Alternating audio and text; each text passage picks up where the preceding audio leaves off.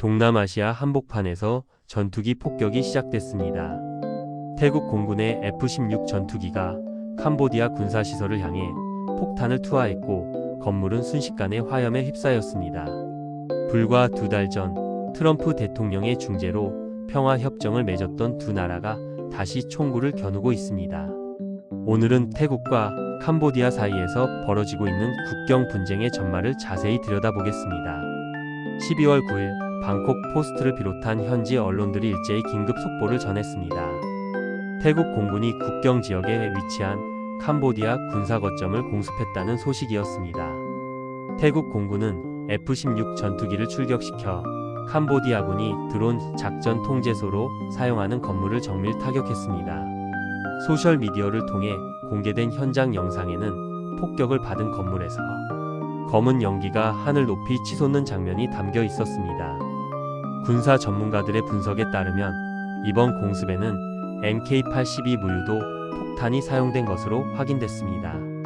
MK-82는 미국에서 개발된 500파운드급 범용 폭탄으로 지상 목표물 파괴에 효과적인 무기입니다.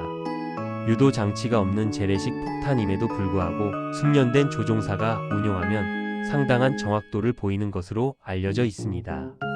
태국군은 공식 성명을 통해 이번 공습의 정당성을 강력히 주장했습니다. 태국군 대변인은 기자회견에서 캄보디아군이 먼저 국경 분쟁 지역에서 우리 군을 향해 공격을 시작했다며 이는 명백한 휴전협정 위반이며 우리는 정당 방위 차원에서 보복 공습을 단행할 수밖에 없었다고 밝혔습니다. 대변인은 이어서 캄보디아군의 공격으로 인한 피해 상황도 구체적으로 언급했습니다. 캄보디아 군수 지원 거점에서 출발한 공격으로 우리 군 병사 1명이 전사했고 8명이 부상을 입었습니다. 해당 군사 거점은 지속적으로 태국을 겨냥한 공격의 출발점이 되어 왔습니다. 라고 설명했습니다. 특히 이날 태국 공군은 F-16 전투기를 지상군 근접 항공 지원 임무에 투입했습니다.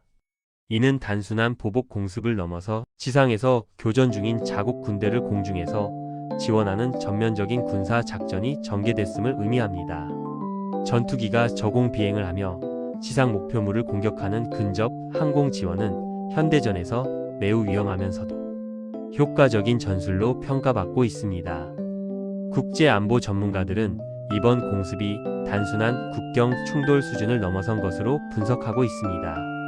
공군력을 동원한 정밀 타격은 양국 관계가 심각한 수준으로 악화됐음을 보여주는 명백한 증거라는 것입니다. 사실 태국과 캄보디아는 불과 2달 전만 해도 평화의 길로 접어드는 듯 보였습니다. 지난 10월 양국은 도널드 트럼프 미국 대통령의 중재로 휴전협정에 합의했습니다. 국제사회는 이 협정이 오랜 갈등을 종식시키는 전환점이 되기를 기대했습니다. 하지만 협정 체결 후 상황은 오히려 더욱 악화되었습니다. 양측 모두 상대방이 협정을 먼저 위반했다고 주장하며 국경에서 크고 작은 충돌을 이어갔습니다. 휴전협정은 사실상 휴지 조각이 되어버린 것입니다. 결정적인 사건은 지난달 11월 10일에 발생했습니다. 태국과 캄보디아 국경의 시사케추 지역에서 지뢰 폭발 사고가 일어났습니다. 이 사고로 태국군 병사들이 부상을 입었고 태국 정부는 즉각 강경 대응에 나섰습니다. 태국 국방부는 성명을 통해 캄보디아가 휴전협정을 준수하지 않고 있다며 우리도 더 이상 협정을 이행할 의무가 없다고 선언했습니다. 이는 사실상 휴전협정 파기를 의미하는 것이었습니다. 태국의 선언 이틀 후인 11월 12일 더욱 비극적인 사건이 터졌습니다. 캄보디아 북서부 국경지대에서 양국 군대 사이에 격렬한 총격전이 벌어진 것입니다. 이 교전 과정에서 민간인 1명이 유탄에 맞아 사망하는 참사가 발생했습니다. 군인도 아닌 무고한 민간인이 목숨을 잃으면서 국제사회의 우려는 더욱 커졌습니다. 국경 마을 주민들은 언제 총알이 날아올지 모른다는 공포 속에서 하루하루를 보내고 있습니다. 많은 가족들이 집을 버리고 내륙 지역으로 피난을 떠났습니다. 양국 군대는 국경선을 따라 병력과 무기를 계속 증강하고 있습니다.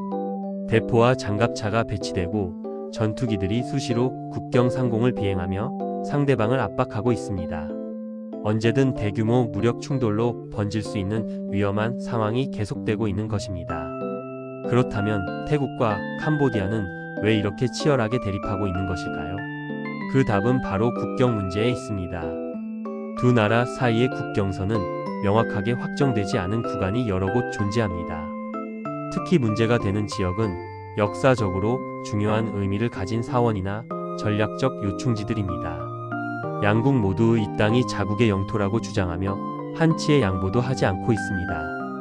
국경 분쟁의 배경에는 복잡한 역사적 맥락이 얽혀 있습니다. 프랑스 식민지배 시기에 그어진 경계선, 독립 후 각국의 주장, 그리고 냉전 시대를 거치며 변화한 정치적 상황 등이 모두 현재의 갈등에 영향을 미치고 있습니다. 더 큰 문제는 이 분쟁 지역에 천연 자원이 매장되어 있다는 점입니다. 석유와 천연가스 등 경제적 가치가 큰 자원을 둘러싼 이권 다툼이 군사적 긴장을 더욱 고조시키고 있습니다. 단순한 영토 문제를 넘어 국가의 경제적 이익이 걸린 문제이기 때문에 해결이 더욱 어려운 상황입니다. 국제사회는 양국의 대화를 통한 평화적 해결을 촉구하고 있습니다. 유엔과 아세안 동남아시아 국가연합 등 국제기구들도 중재에 나서고 있지만 뚜렷한 성과를 거두지 못하고 있습니다. 트럼프 대통령이 중재한 휴전협정조차 2달을 버티지 못하고 무너진 것이 현실입니다. 군사 전문가들은 현재의 상황이 매우 우려스럽다고 지적합니다. 산발적인 충돌이 반복되면서 양측 모두 강경한 입장을 고수하고 있고, 이는 언제든 전면전으로 확대될 수 있는 위험을 안고 있다는 것입니다. 특히 양국 모두 현대식 무기를 보유하고 있다는 점이 우려를 더합니다. F-16 전투기, 대포, 탱크, 미사일 등 강력한 화력을 갖춘 상황에서 충돌이 발생한다면 그 피해는 상상을 초월할 수 있습니다. 가장 큰 피해를 입는 것은 결국 국경 지역에 사는 평범한 주민들입니다. 농사를 짓고 장사를 하며 평화롭게 살아가던 사람들이 어느 날 갑자기 전쟁터 한복판에 놓이게 된 것입니다. 아이들은 학교에 가지 못하고 가족들은 뿔뿔이 흩어져 피난길에 올라야 합니다. 전문가들은 이 분쟁을 근본적으로 해결하기 위해서는 국경 문제에 대한 명확한 합의가 필수적이라고 강조합니다. 국제법과 역사적 근거를 바탕으로 양국이 받아들일 수 있는 경계선을 확정하고, 이를 국제사회가 보증하는 형태의 포괄적 해결책이 필요하다는 것입니다. 하지만 현재로서는 그러한 해결책이 단기간에 마련되기 어려워 보입니다. 양국의 민족주의 정서가 높아진 상황에서 어느 정부도 쉽게 양보하기 어렵기 때문입니다.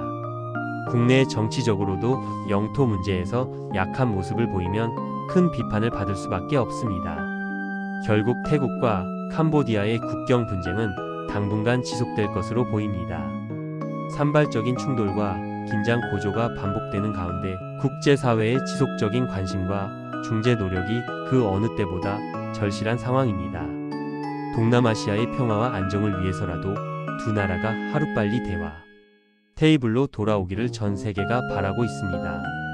총성이 멈추고 평화가 찾아오는 그날까지 우리는 이 상황을 계속 주시해야 할 것입니다. 지금까지 태국과 캄보디아 사이의 국경 분쟁 상황을 살펴봤습니다. 영상이 유익하셨다면 좋아요와 구독 부탁드립니다. 다음에도 더 좋은 내용으로 찾아뵙겠습니다.